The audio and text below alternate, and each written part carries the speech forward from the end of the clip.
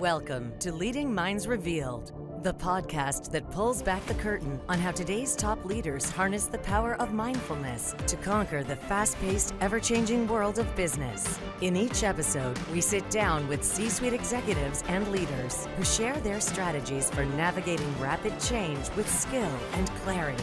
Join us as we uncover the transformative mindsets that drive extraordinary leadership. These insights aren't found in business books, and they'll revolutionize the way you lead. And now, here's your host, Michael Apollo.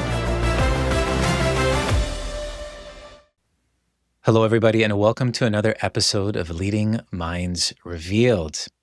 In this episode, we explore a topic that sits at the heart of modern leadership but is rarely discussed openly: the role of healing and self-relationship in shaping how leaders show up, navigate challenge, and cultivate resilience in their organizations. We'll look at how grounding practices, emotional regulation, and authentic connection to self can transform the way leaders develop others, especially in environments where uncertainty, trauma, and community complexity are part of the everyday landscape. My guest today brings a powerful and deeply human perspective to this conversation.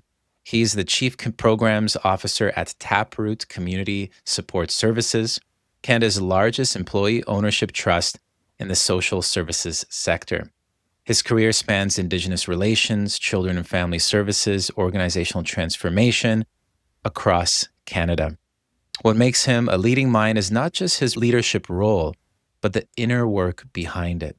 His leadership philosophy centers on healthy relationships, starting with the relationship to self, and how healing becomes a developmental practice that ripples through teams, culture, and ultimately the people they serve. With that, please welcome Rudy Newbury to the show. Welcome, Rudy. So great to have you here. Thanks, Michael. It's great to be here. There's just so much to cover here, and your story as well. I'd love to really start with the foundation of today's topic.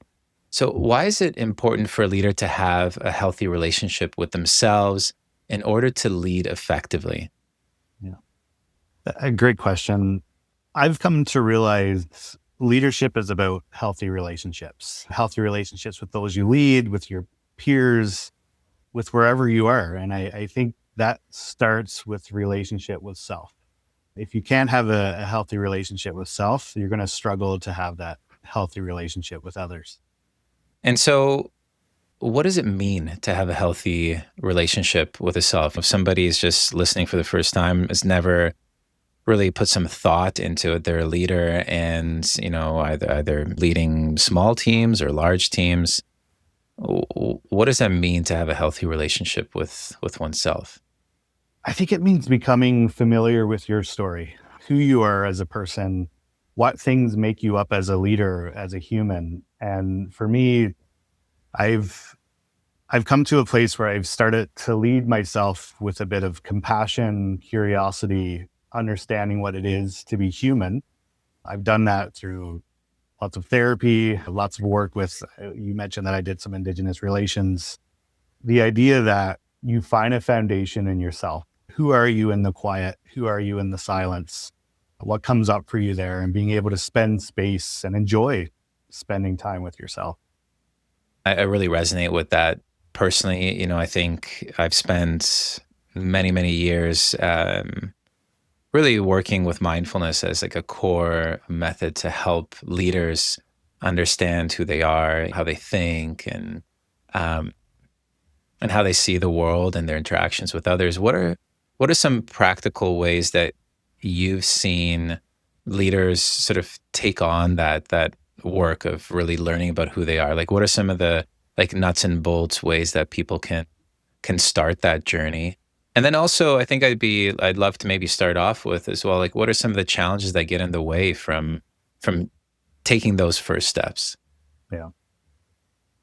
I think we like, for me, I don't want to reflect on this journey that it's easy. Like, I think, mindfulness it's hard. It's hard to be there at times. I think it's just taking steps to get into that space. And oftentimes we think it's bigger than it is. We often think about this healing journey as like the end product of being healed, being at that place where you're existing in a healthy place. But it's just the small steps. Like I often tell people who are starting their own sort of reflection and healing journey, start with a journal. Like that's just as good as therapy, is be able to get your thoughts out, process those things. Everything plays into it. Like I would say, I'm a dad of 3. I have a partner. My life is chaos at times. I might not always show up in my best self, but taking some moments to ground yourself, to reflect, to show up and be present, to actively listen to the people around you. But if you can find space to be present, that's, I think, where you show up as yourself. And that's where you start to know yourself a little bit more, in the stillness, in the silence, in the present. There's a lot of research coming up around the importance of nature and being out in nature. And I think, in Japan in particular, they have these forest bathing experiences where essentially you go into sensory immersion. And we often think that, I think there's some interesting neuroscience coming up too, that when we're overwhelmed, that we're experiencing too much. And sometimes I find that it could be hard thinking like, oh my gosh, I'm going to go find time to reflect when already my head is just a mess and everything is racing and there's just so much I'm trying to hold on to. But a lot of this neuroscience that's coming out is that we're actually not perhaps experiencing too much when we're overwhelmed, but we're actually experiencing too little. Yeah. And what does that mean is that, yeah, we have thoughts and usually those can dominate our experience, but it's when we take those moments when we go in and we're immersed in sensations, when we find that silence, other aspects of our brain, our life experience sort of amplifies. And finding those moments, I know for me, has been so deeply nourishing. There's more ease. There's a chance to sort of see those things that I've been holding on to, like tension in my body or maybe emotionally, certain things that I haven't looked at before. And as well to understand, like just to understand what brings me joy. And it's so fascinating to me how it could seem counterintuitive that it's not that big, right? It's that you can find, if you find those moments, so much can sort of show up. Yeah. I hike lots, and I think you're right. Just taking the time, and it's not, I like how you said the idea, it's an experience. It's like, it's not the idea that we're being overwhelmed by all the things that we're taking in. Is like, we might not be experiencing enough of being fully present in the body, noticing what's happening around you. Like for me, I had this moment with my kids last night where I was on my phone being overwhelmed with other things. I just took a moment, put my phone down, and just watched my kid play, like fully experience what was happening around me. And it not only shifted my energy, but shifted the whole energy of the room. And that's often what leadership is, like the idea of like pulling yourself out of that overwhelm, being present. And for me with my kids was truly enjoying the fun that was happening around me rather than being overwhelmed often by the distractions. Mm. And so looking at another concept you brought up in our discussion, and I think it's really interesting, is that leadership to you is fundamentally about healthy relationships, right? And as we explored here, it starts with ourselves. And so how did this insight form for you, and how has it shaped how you lead? Yeah, very good questions. I think when you're working with people, oftentimes the things that come up that bother you, or the things that are coming up that is maybe putting you out of the present, it's often a reflection of who you are as a person, things that are coming up for you on the inside. And I truly have come to the belief that you can't take people to a place that you haven't been. And we often want people to be secure, to be confident, to be able to have some sense of autonomy, to lead well, to take care of the people that they work with. But first, that comes with you, to be confident in who you are as a person, and to realize that you can be present for others, that you can be there for others. But first, it starts with you. And for me, getting to know myself has grown my confidence as who I am as a person, who I am authentically. And then it comes to a place where when you're needing to have those difficult conversations, you're needing to give feedback, you've set up a secure base with yourself, but you set up a secure base with other people through genuine relationship. And people know that that feedback or that hard conversation is coming from a place of a secure base, care, reflection, but also knowing that as a leader, I'm not trying to bring you to a place that I haven't been. I'm also on this journey with you. And so you say like it's built on a foundation of a genuine relationship. How do you foster a genuine relationship with your teams, your team leads? I know at Taproot in particular, there's an enormous emphasis on developing sort of mid-level leaders across the organization. So how do you foster those genuine relationships with them? What does that look like from maybe from a high level and then from a nuts and bolts level? Yeah, Taproot it's an organization of 750 staff, but we're spread out over like 3 provinces, Ontario, Alberta, and BC. And we've come to learn, and I think many people know this, is like we function as well as our mid-level managers function. Like if the mid-level managers aren't doing well, then to be honest, our organization isn't doing well. So we've put a lot of energy into those positions, and lots of that have come through coaching. So we are trying our best to start a coaching culture. I recently became a certified executive coach. So we use that sort of as the foundation of developing others. And some of the competencies of that is to be truly present for the people that you're with. First and foremost, if you set up a one-to-one with someone or you're in a staff meeting, then that is your time. That is their time. You have dedicated your time and space without distractions for those people in front of you. And for me, that has been the foundation of true relationship.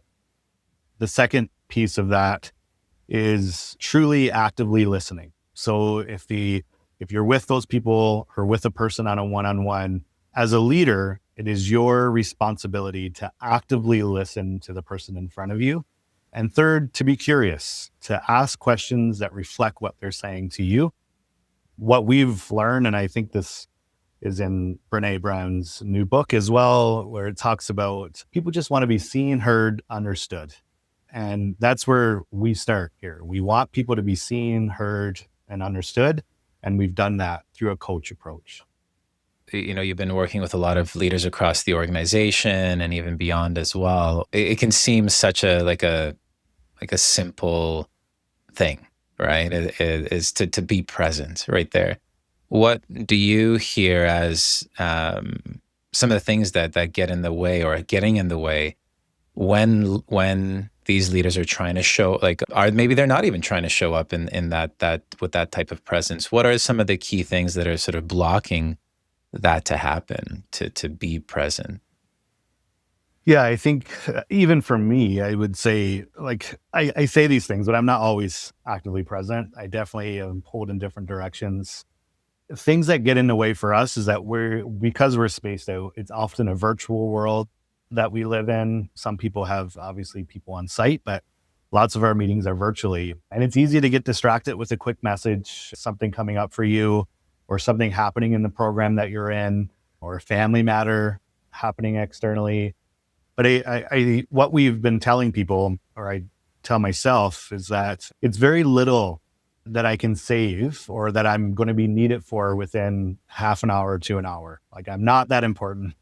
Things will exist without me for an hour, so I can be that fully present. And we try to remind our staff of that. We try to remind ourselves of that, most importantly. But those are the things that often get in the way. Like yesterday, I had a coaching session with one of our leaders. And we were in back-to-back meetings leading up to our coaching session. So you sort of come into that a little frazzled, already not grounded. So taking a moment, hey, let's do quick 3 breaths, kind of remind ourselves where we're at, be fully present for this meeting. And then we sort of jumped into things. Those things sound simple, but it does take courage to kind of start meetings that way. Like, I remember the first time I've asked someone to do some breath work with me within the organization. Feels a little awkward, but it starts to become your norm once you kind of do it often. But those things have helped. But yeah, lots of distractions, especially in a virtual world. Yeah. You know, out of the UK House of Commons, I did some work with Chris Ruan, a member of Parliament there, who led the mindfulness initiative to introduce that into the House of Commons, and he shared a really interesting approach where they would, for a long period of time, and I think they still do it, for every minute of a meeting, we would have 1 second of pause. And Mm, so with, a 1 hour meeting, okay, let's just have 60 seconds just to arrive, and people can do whatever they want. Right. You could sit there and you can observe your breath, or you could just close up that email or silence your phone or just take a few moments to jot down some notes, but just give you that chance to arrive and to transition. I know that Taproot is undergoing a pretty major transformation. It's adopting a new evidence-based service mm. delivery model across the organization with Cornell University. Thinking about bringing change across your leaders, what is this required from the leaders at every level to bring that on top of what they're doing on their day to day? Yeah. And then how are you looking at AI as well in relation to change and how to bring that into the organization? Yeah, our work with Cornell has been quite wonderful. Actually, it's been a lot of work, and I would say it is a transformation. So we've done it at the place where we've included all of our leadership. We have 70 managers across the organization, or approximately. So the idea that they're part of the initial conversations, they were a part of the journey. We had a meeting yesterday actually, and some of them were saying, like, Rudy, sometimes it feels like I know just as much as you know. And I was like, you do know just as much as I know. We're journeying through this together. Obviously, I've done a bit of research to commit to it, but the idea that we're journeying through things together and journeying through change together is important. And again, coming back to that genuine relationship, knowing when to be vulnerable and open to say, hey, yeah, you do know just as much as I know. We're journeying through this together. Those things have been really important. I would say in my leadership, I wouldn't consider myself like an amazing leader, but I would consider myself an authentic leader where I'm transparent, I'm open, I am present with people when the moment comes when I need to be.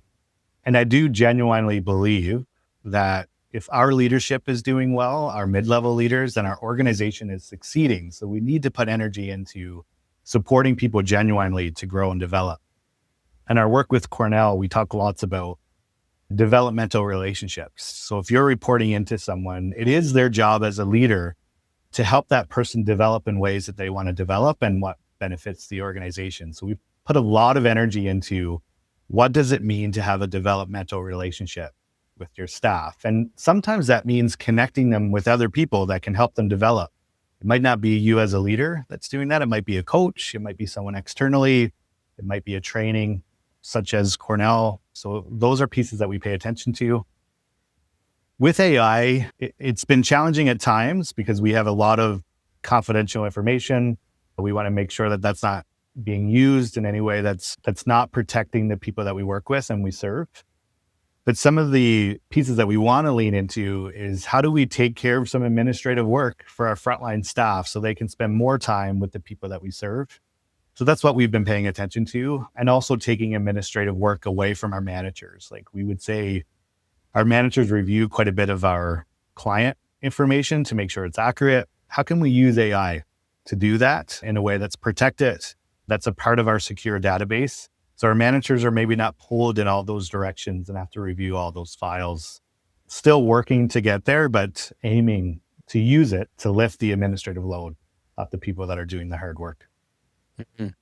There's a lot of discussion around workforce disruption, labor force disruption, et cetera, around AI. And I think something that I've noticed about the research too, that there's some interesting rising sentiment around different thoughts. And so what have you been hearing as from Taproot? Like what is the sentiment amidst all of the around the workforce?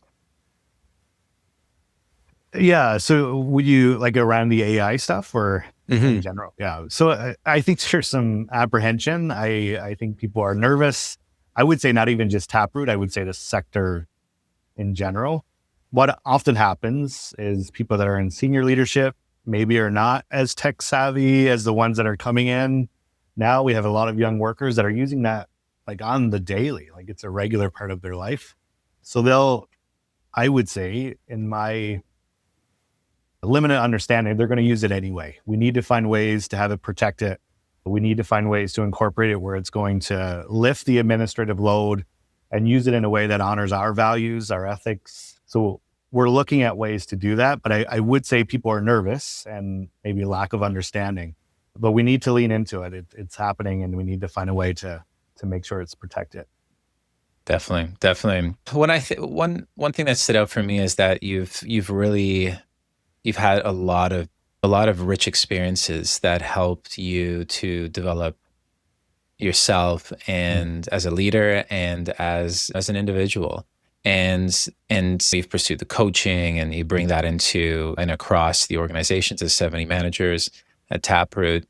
What are some of the core practices that help leaders cultivate present emotional regulation and like grounded decision making? What are some of these sort of core practices that you recommend that they engage with, and that perhaps you even engage with on a regular basis? And I know you mentioned active listening, but what are some other ways, reflecting back what has been said, that leaders you find based on a lot of the research as well that can really provide those core skills that they need in the moment?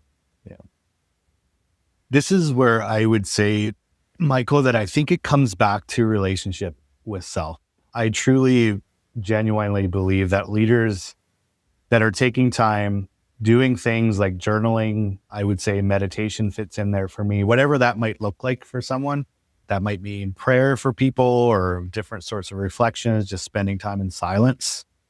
But for me, it's the people that are able to sit in that silence long enough to let someone else have a voice and speak up. In coaching, we say a lot, it's like someone will feel the silence. Someone will always feel the silence. Let the other person feel the silence. So we try to do that. I try to do that in my leadership, where we ask a question, we leave it. We facilitate a meeting, we ask a question, we leave it. Someone will bring that voice to the table.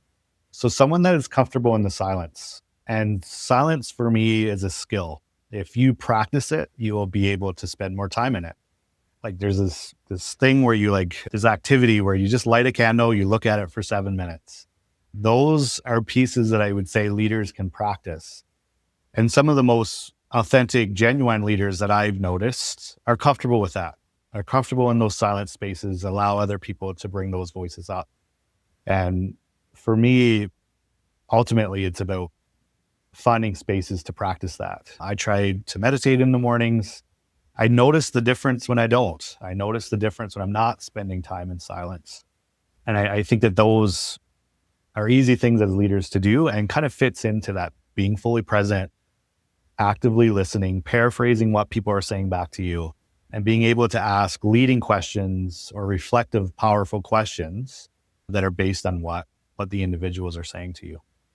Another thing I know when we were talking is the power of community and the importance of surrounding yourself with wise advisors that can help guide you and mentor you through whatever it is that you're moving through. And I think something that I've reflected and I've studied Indigenous practices, healing center practices, just on a high level. And we had an advisor as part of one of my organizations, an Anishinaabe elder, John Rice, whom has been really instrumental in changing the way I see the world and understanding the type of mindset that I bring into different situations.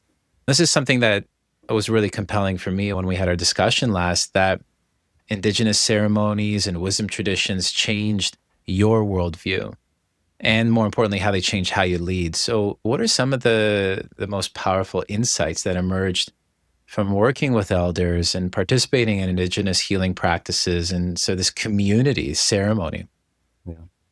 Yeah, I've been very lucky throughout my career. I grew up in a very, I would say, Christian household. And so spirituality has always been important to me. As I gotten older, some of the Christian worldview and those worlds just didn't sit with me as well. So it just wasn't for me. So I sort of started to explore elsewhere, and I started to work at an organization in Edmonton called Bent Arrow Traditional Healing Society. And I always say, like, they saved my spiritual life, where I've had the opportunity to work with so many great elders, people that are still connected to me now: Tom Snow, Leona Makokis, Ricky Makokis, Cheryl Whiskey Jack, who's still the executive director at that organization, where we had a practice there where basically our practice was ceremony. So we were in ceremony all the time: sweat lodges, pipe ceremonies, fast, all those great things. And you talked earlier about the idea of being overwhelmed, but it's not about, we're not experiencing enough. And this was the truest example of that for me, is being in these ceremonies. And I truly believe there's only some things that you can learn through experience. No one's going to be speaking at you, telling you these things, but you start to experience things in a different way. And for me, that's where it shifted my worldview. I still remember where we had a sweat lodge, and in the sweat lodge, you always have a helper who serves the people that are in the sweat lodge, taking care of people. And it was a single dad that was working hard to get his kids back, and he was being served by our organization. But while I was in that sweat lodge, he was serving me. He was taking care of me. And those are the things that I've started to realize, that all humanity has something to offer. There's wisdom everywhere. And sometimes you slip in and out of that service delivery. Sometimes you might be the person that's offering the service. Sometimes you might be the person that's receiving the service. And in that setting, I was receiving the service. And I think that about leadership. Like, I think sometimes leadership is simply knowing who to follow in the right moment. And I think those are the things that started to shift in me as a leader, is starting to recognize that I don't need all the answers. I just need to know who is getting service and who do I need to get service from at certain times, or wisdom from at certain times. And that started to shift how I interacted with the world, that every relationship has something to offer to me. Every person has wisdom that they can offer. And how, as leaders, can we find that wisdom? Mm. Yeah, it's so striking. A couple things that stood out for me is the power of experience, and how important it is to put ourselves into these. I mean, it's not just any experience too. These are experiences that have been passed down for thousands and thousands of years, that have a really strong intention, an intention to heal, and intention to create a sense of community, and a sense of connection to ourselves and each other and the world.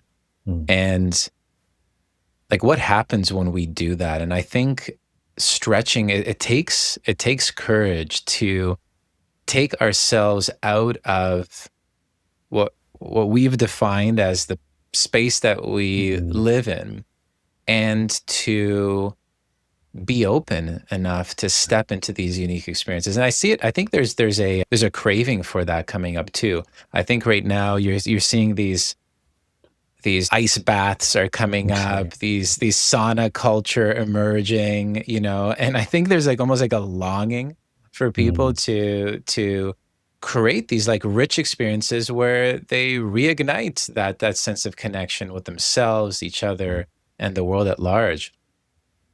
And so that was really striking for me. And then what happens when you do that? Yeah.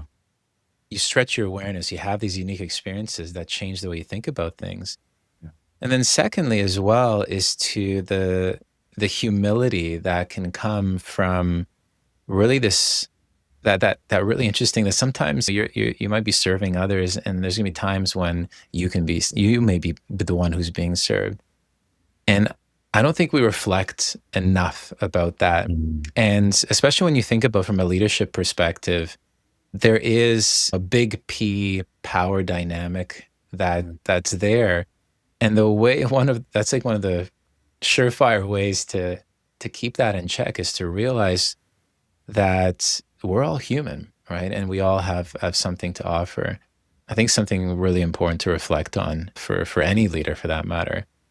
So when you these insights, that experience in particular, and these others that you've cultivated within you, and in being in this healthy relationships, how did it change how you show up in moments of like conflict and Mhm. challenge Yeah. from perhaps not having those experiences? Like what shifted for you? What changed for you?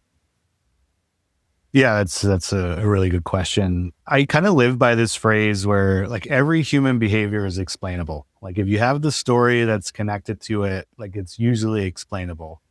That doesn't mean that I show up all the time. Like I had a meeting yesterday that was quite challenging, and it was a reflection of my work. It was challenging, some challenging questions around my work, and I definitely noticed in that meeting that my relationship with self was was probably in an insecure attachment at that point, and I needed to maybe step away, take a moment.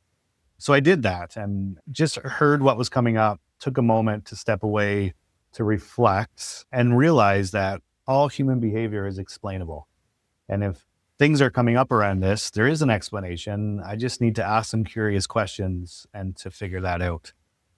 And the other piece to realize about that is, or I realized about that is, it's not about me in that moment. It's about the work, reflect on the work, get back to that piece. And that's when it comes to that secure relationship with self, is the idea I know who I am. I know what I'm trying to accomplish. Some of that might be flawed, and that's okay. Like that's how you hear from others in a good way, to kind of reflect on that. But if you don't know who you are as a leader or who you are as a person, it's hard to go back to that secure base of yourself.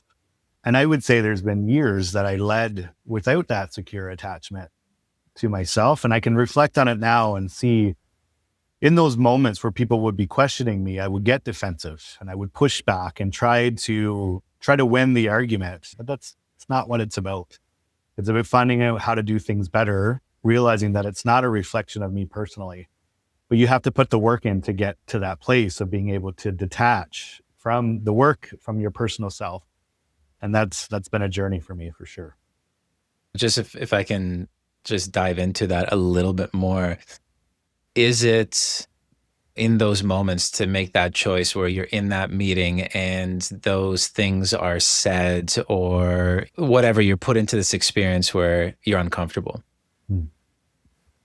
Is it the work that we do leading up to that moment that changes how we show up? Or is it certain practices in that moment that we engage in that help us meet that moment? Or is it both? I would say for me, it's a bit of both. Knowing that I've done the work to lead up to this point, but also being able to be aware of who you are. So aware of what's coming up for you, the emotions that are coming up to you, for you. The awareness is the journey. Like if you can get to a place where you're aware, then you can make a decision in a moment to kind of step away, to take some time. But I wouldn't have been aware if I didn't do the work that I'm supposed to be doing on myself as a human, as a dad, as a leader. That's where that awareness comes from, is the work that I've done. But then being able to recognize it in that moment, and then making some decisions to deal with it appropriately, rather than letting it kind of get out of hand in the moment. Hmm. You mentioned how AI has there's resistance to it, and right now there's a lot of discussion around this resistance. And what I'm really interested in right now is the relationship that people have Mm. with AI, because the way that it's built is to be very human, and it's to integrate into many aspects of our lives. From your perspective, what would it be like to have a developmental relationship with AI, to use some of these experiences that you've been talking about, that you've been fostering, and how leaders Mhm. lead? What would you say would be some of the key principles that would need to be woven into how now people step into this new age of where AI is an integrated part of their lives, but yet there is that resistance, there is that Yeah. fear, etc. Yeah. I think it's about balance. Like I would say, like I would easily type into AI is like, how can I be softer in this email message? Like how can I, like I would use those things, or how can I develop a good business plan for this. Or I think even like you hear people using AI as a coach, which I think those things could be meaningful in different ways. I would say I do strongly believe the purpose is human connection. The purpose of life is human connection. So finding ways to balance that out would be important. And I don't think you're going to develop to have better relationships, to be more connected through AI. You're going to develop through personal connections to others. Doesn't mean that it can't be a good tool to kind of start that journey, to set some goals for yourself, to kind of figure out what's going on. I've definitely used AI to like set some goals for myself and figure that out. But I do think for me, it's the human connection that makes that difference, to be able to recognize a few different things. Like we talk about in coaching, like the relational field. I don't think AI is necessarily like recognizing those things. There's energy between humans. There's energy between everything. I think it's a balance of that. Like, I think it's fine to set goals through AI. I think walking through those goals, it's often about human connection and relationship. Yeah, very interesting. So what I'm hearing there is perhaps prioritizing some of those real core human elements and being very clear for ourselves. What is it that really makes us unique, and what is it that we deeply value as individuals, and really being clear around that as we integrate this new technology that can help in some really unique ways, and really just being clear about that. Like, this is these areas that it helps with. This is what I value deeply as who I am. And it's usually around that sense of connection, around that sense of well-being, that sense of relationship, being in relationship with our families, with a healthy relationship with ourselves. Those core human values can maintain. And then how I think it almost seems like we need to be even more clear around that as we embrace this new change that's coming our way. Oh, that's great. And so if a leader is listening today and they want to take their first steps towards a more healing centered approach, maybe healing the relationship with themselves, or to start bringing more presence or healthy relationship into their organization, where should they start? What would be the starting point? Yeah, I would say if you're wanting to have that healing approach, the healing starts with you as a leader. So your relationship with self. Lots of people don't have access to maybe therapy or a coach. If you do have benefits like and access to that, I would start there. I would start with connecting with a therapist, connecting with maybe a coach or a certified coach is always helpful. The simplest things that you could do is to start to journal. Like I think journaling sometimes is just as beneficial as a therapist, is to get your thoughts on paper, to reflect on what you're going through, and to journal those things out. When you're angry, journal those things out. Process what's going on in your head, get those thoughts out. Spend some time in silence, whether that's meditation, sitting in the morning, or whenever that might be. Spend some time in silence. What comes up for you? That is what it is to be truly present. First, it's to be present for yourself, and you'll be able to practice that with the people that you lead. And this takes a little bit of courage, but setting intention with the people that you're with.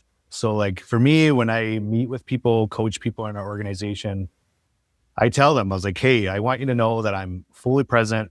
You have 60 minutes of my time without distraction.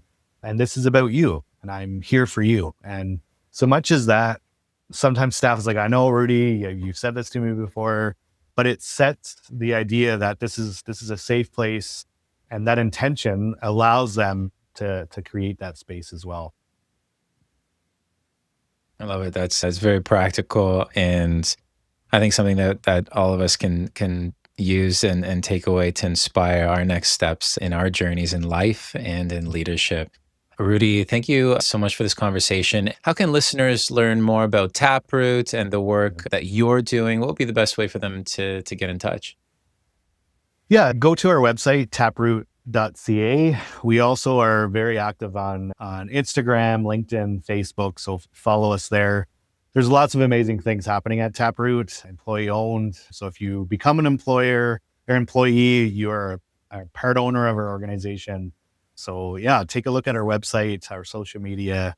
Yeah, reach out if you have any questions.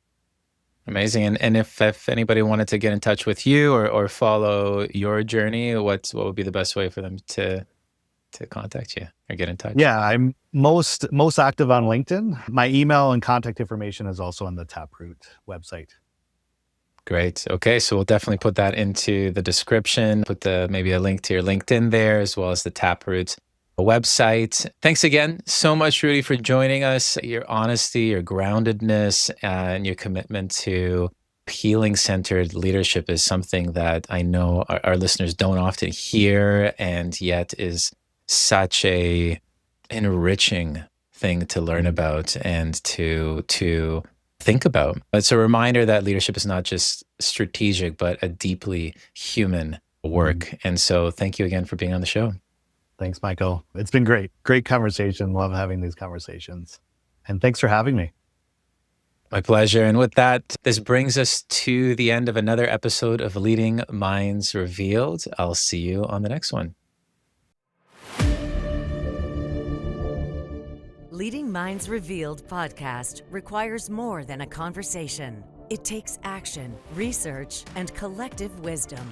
If today's episode resonated with you, we'd love to hear your insights. Join the conversation and help us shape the future together. We'll be back with more stories, strategies, and real-world solutions that are making a difference for everyone. In the meantime, be sure to subscribe, rate, write a review, and share it with someone you think would benefit from it too. Thanks for listening, and see you on the next episode.